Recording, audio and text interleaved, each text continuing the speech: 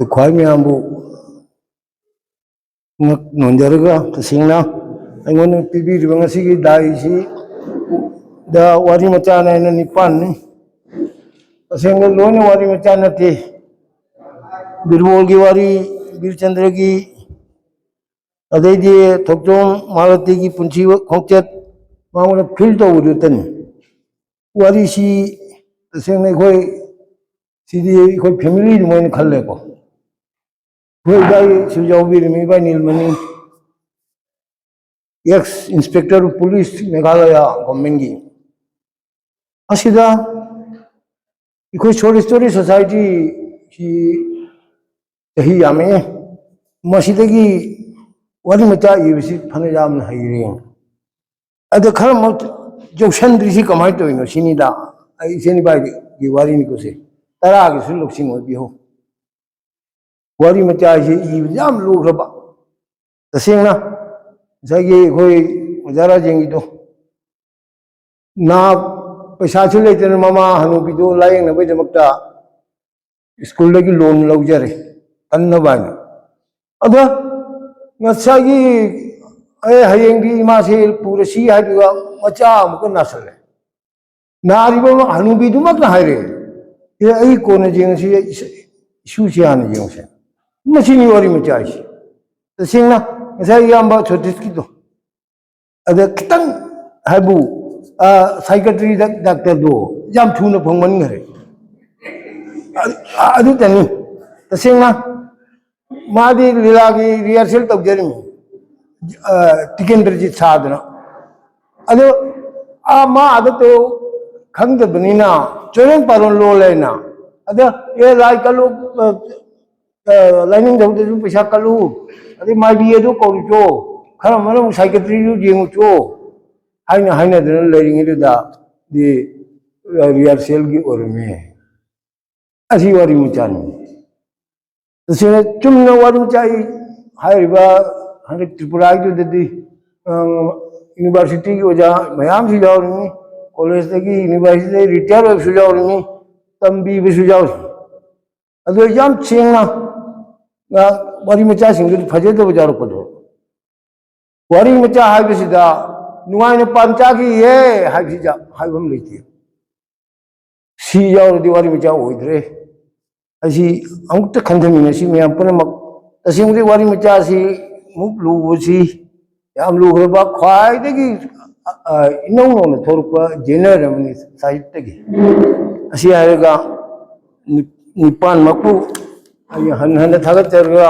मतंग सिदे वहाल सी लोचिंजर के मयाम थागतर असेंदा आई सामक्सु अदुक यामना सैरेंगी मरमदा खंगजहिजब नचदे सैरेंग खरा सम अदुक इजबनी अदुबो थौदांग अमा सम सिनबीबसिदा अइना सम कनो तौजबनी अदुगा इगोंदा सैरेंगी बा मवेना इगोंदा फिल तौजबा वाफम खरा इसुम शेयर तौजगे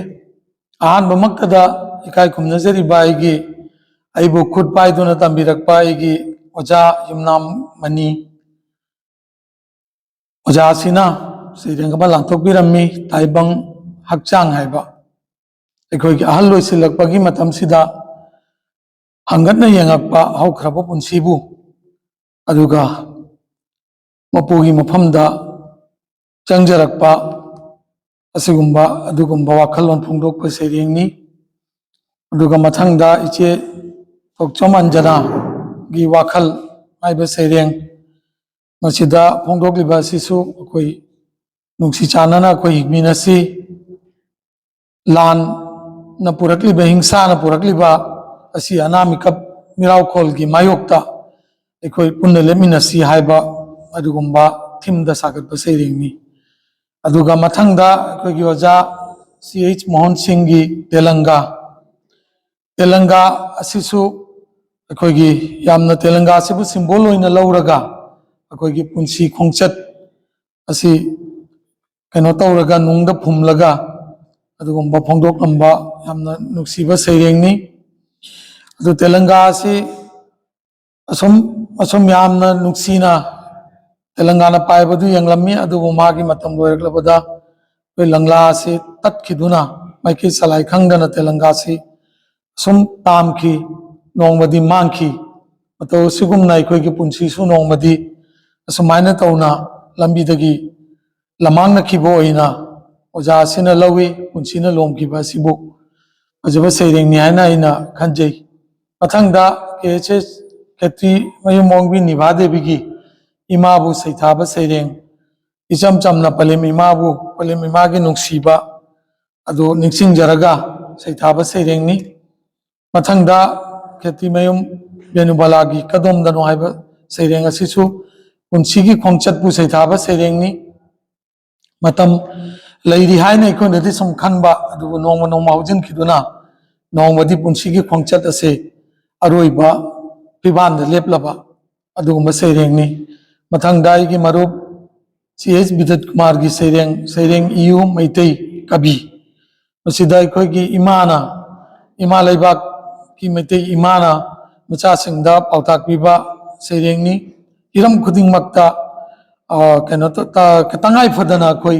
इमा लैबाक की सेवा तौगदबनी हाइबा अदुगुम्बा वाखलों फोंदोकपा सैरेंगनी मथंगदा इचे सबिता मोइरांगथेमगी मोमोनबी अइगी थाबल लै असिसु अइबी असिना कवि असिना यामना नुंगसी यामना पामुजना तौजबा लैरांग थाबल लै असे असुम मोमोन मिनोक तमदुना सुम लैहन्निंगी अदुबु मतम कौबी लाइरंबिनदी सम अखोइगी खुजेंग पाइदुना नोंमा नोंमगी सम अखोइबु उखिबसिना नोंमदी अरोइबा तांकक अदु लाई थाबल लैसु लैमन चलई मिकुप अमदा असिगुम्बा यामना पुनिंग नुंगसीबा सैरेंगनी मथंगदा संजना देवी मुतुम हलखो अमुक्तंग हाइबा मसिसु यामना इचम चमजबा मागी पपादा डेडिकेट तौबा सैरेंगनी अदुगा मथंगदा इचे सूर्यमुखी की ताइबंगदा खोंगदोइ मिनरखी हाइबा सैरेंग असिसु अखोइ थवाइगा हक्चांगा पुन्ना चटमिनरगी मतम यामना नुंगसीबा मतम असिबु नुंगसीना निंगसिंगजरगा अदुगुम्बा इबा सैरेंगनी अदुगा मतुंगदना अखोइगी नाउ कोंथौजम नंदा बाबूगी शांति यामना तेंतकना इबा सैरेंगनी शांति अखोइगी पीस लेरक्तबा कानसिदा पीस पु इखौ लांगजना कवि असिना पीस सिबु इखौ लांगजबा सैरेंगनी अदुबु पीस पोरकदबा मेसिनरी सिंह गवर्नमेंट बु ओइरो ओपोजिशन बु ओइरो पॉलिटिकल पार्टीज सिंगी मखोइगी यामना इथा थाजदना होंगलकपा मखोइगी अपॉर्चुनिस्ट थिरकपा खुदोंग चाबा येंगगा मखोइ मसेन लेंगोनबा अमम तौबा खोटपा अदुगा मरु ओइरिबा शांति थीबा सिना कदोमदनो हाइबा नाथैरमबगुम्बा अदुगुम्बा नुंगनांगबा फोंदोकपा सैरेंगनी अदुगा मथंगदा जतिंद्रो ये इमा भारत की मणिपुर हाइबा भारत की मणिपुर बु सैथाजबा सैरेंगनी अदो मणिपुर से अखोइ भारत की मनुंगदा लैहन्निंगबा अदुगुम्बा अपाम्बा उत्तुना इबा सैरेंगनी अदुगा अरोइबदा अखोइगी याम्बा CH इबोबिसकी लोइनाइदबा खोंगचत ngasi फोंदोखरबा सैरेंग असिगी मिंगथोल सैरेंग ओइबा सैरेंग पुंसी खोंगचत पु सैथाबा सैरेंगनी यामना नुंगसीबा फजबा सैरेंगनी अदो ngasiगी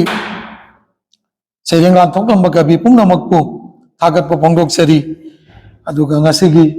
सैरेंग फोंग्रबा सैरेंग असे खुत्ता यौरक्ले अखोइ मसी पारगा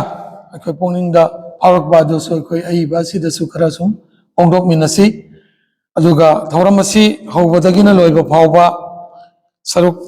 यामिनदुना सरुक यादुना थौरम असिबु मपुंग फानबदा